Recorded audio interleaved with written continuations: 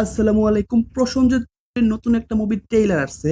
মুভির ট্রেইলারটার নাম হচ্ছে অভিমান, কিন্তু জিতের তো অভিমান নামের একটা মুভি ছিল, তারপরেও কেন এই মুভিটার নাম অভিমান হলো? যাই হোক, নাম দিয়ে কি আসে যায়, মুভির জনরা তো আলাদা হতে পারে। সম্ভবত ট্রেইলারটা হচ্ছে মিউজিক্যাল ড্রামা সাথে emotion connected. Why So serious film presence, এটা কেমন কথা? একটা প্রফেশনাল প্রোডাকশন হাউসের নাম হচ্ছে এইরকম, এটা সত্যিই হতাশাজনক। আকাশ চ্যাটার্জি, একটা যুগ, ব্যাকগ্রাউন্ডে দর্শকের উল্লাস, হাত তুলে জানান দিলেন আকাশ চ্যাটার্জি। একটা যুগ, একটা প্রজন্ম, একটা সময়ের স্বাক্ষর। একটা যুগ, একটা প্রজন্ম এবং একটা সময়ের স্বাক্ষর। সম্ভবত মিউজিক্যাল কিছু হতে পারে। একটা যুগ, একটা প্রজন্ম একটা মিউজিক্যালের উপরেই ভর করে বেস করতে সবচাইতে বেশি সক্ষম হয়ে থাকে। দর্শকের করতালিতে জানান দিলেন প্রসেনজিৎ চ্যাটার্জি। এটা কনফার্ম একটা মিউজিক্যাল সিনেমা। গত বছরের সবচাইতে বিগেস্ট সিনেমা ছিল সাইয়ারা, যেটা ছিল একটা মিউজিক্যাল ব্র্যান্ড সিনেমা। তারই সাথে বাংলাদেশে ঘোষণা আসে শাকিব খানের নতুন সিনেমা রকস্টার। এটাও হতে চলছে পিওর ড্রামাটিক্যালি মিউজিক্যাল সিনেমা। এদিকে বোমবাদা নিয়ে আসছে টলিপাড়া থেকে musical cinema.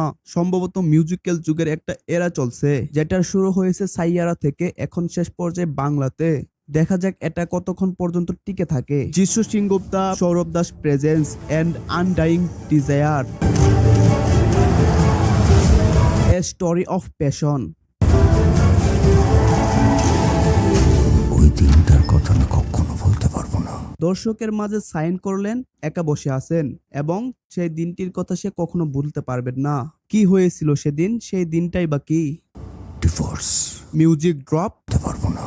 Proper voice capture, divorce, impressive car. এখন দরকার ইমোশন, তার জন্য মিউজিককে টার্ন অন করে ট্যাক্সির সাউন্ডকে ফুললি ক্যাপচার। উনি সম্ভবত কারোর দিকে তাকিয়ে আছেন, মিউজিকের ব্রেথিংটা বাড়িয়ে দিয়েছেন। এখন সাসপেন্সের পালা। পাঁচটা ফুটেজ ব্রেকডাউন করেছেন সম্পূর্ণ ব্লার ইফেক্টের মাধ্যমে। শুভশ্রী, হতাশার চাহনি, হয়তো কিছু একটা হয়েছে।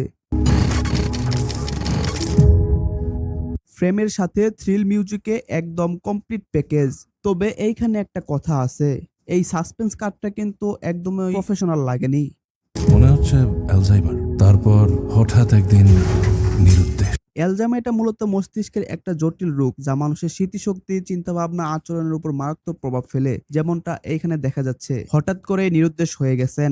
মনে হচ্ছে অ্যালজাইমার। তারপর হঠাৎ একদিনের সাথে গ্লাসটা ফেলে একটা ব্ল্যাঙ্ক ড্রপ দিলে তারপরে যদি নিরুদ্দেশ বলা হতো, তাহলে জিনিসটা খুব সুন্দরভাবে আই ক্যাচিং করতে পারতো। নিরুদ্দেশ।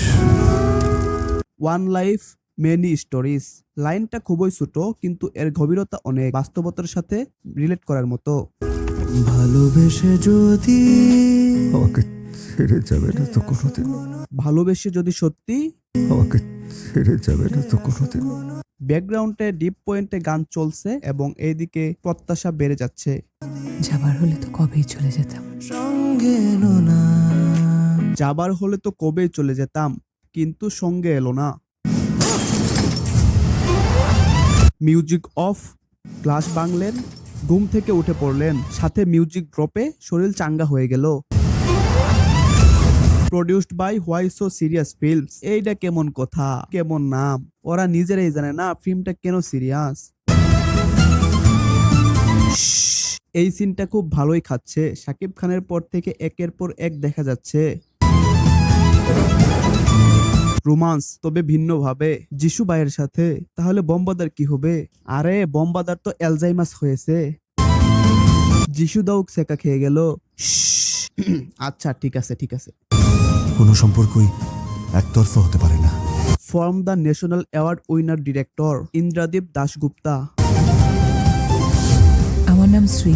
ড্রপ দ্য মুভি নেম অভিমান। শুভশ্রী বলছে তার নাম শ্রেয়া, আর এই শ্রেয়া মানেই হচ্ছে সন্ধ্যের রাগ। সেই রাগের নিচে চাপা পড়বে দুইজন জলজন্ত মানুষ।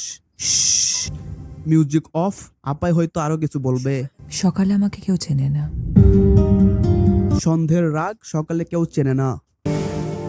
সন্ধ্যের রাগকে সকালে কেউ চেনে না। কেন চেনে না তা জানতে হলে দেখতে হবে অভিমান। কিন্তু আমার কথা হচ্ছে, সকালে তো সবাই ঘুমিয়ে থাকে, তাহলে চিনবে কি করে?